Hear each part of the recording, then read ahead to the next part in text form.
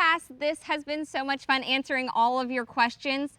I've actually got one here from a GolfPass member, Jim Y. He says, I fight hooking the ball mostly with my driver. That trail hand topspin seems to be happening too soon for me. How can I delay this a split second to stop hooking the ball? What an awesome question that is. So I've got some great visuals here for you. As always, I'm gonna grab my driver. I've got a tennis racket here. And we're also gonna use a wall.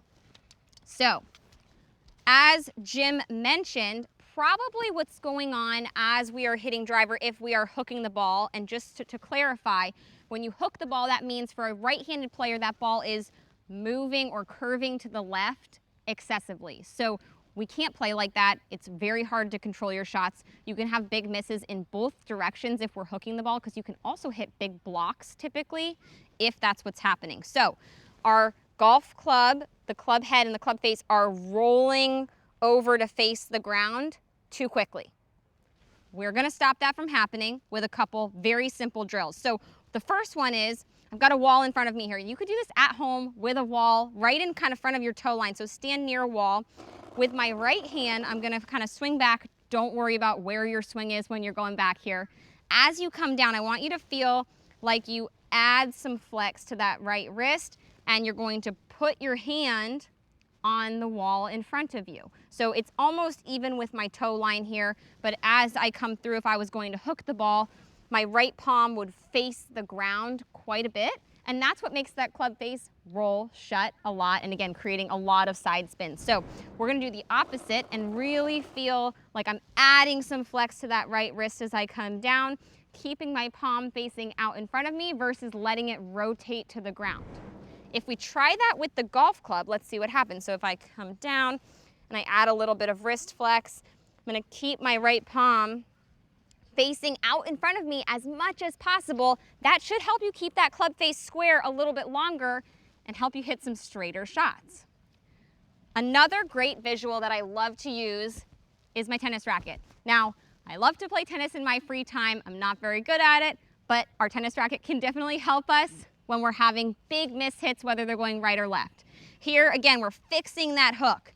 If you are playing tennis or ping pong, you are going to feel like we're putting cut spin on the ball. So most of us know how to do that. I'm sure many of you have played tennis or ping pong in the past, and you played that annoying person who puts the cut spin on the ball every time.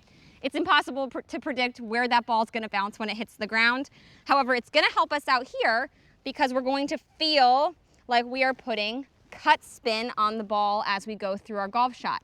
I love having the tennis racket in my hand, or a ping pong paddle if you have one of those at home. We're gonna swing back and really feel like the top of the tennis racket is staying facing the sky. You can see when I do that, my right palm also stays facing the sky, similar to what I was talking about with my hand being on the wall. So do this a couple times. We're gonna feel like we're putting that cut spin on the ball as we go through. My body's still rotating.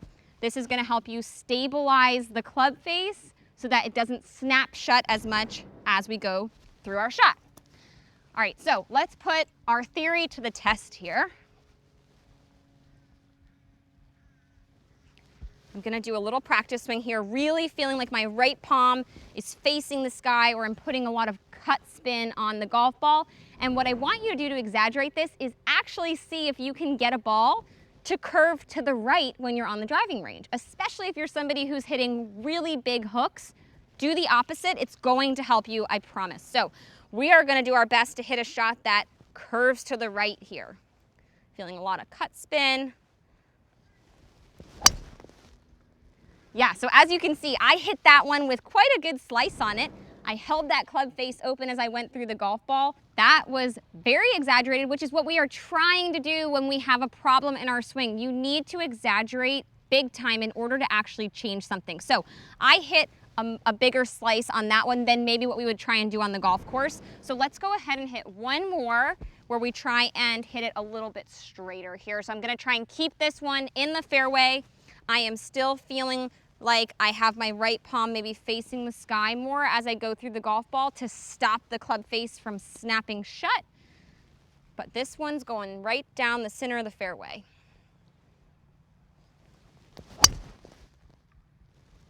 Yeah, so as you can see, that was a nice draw, great contact.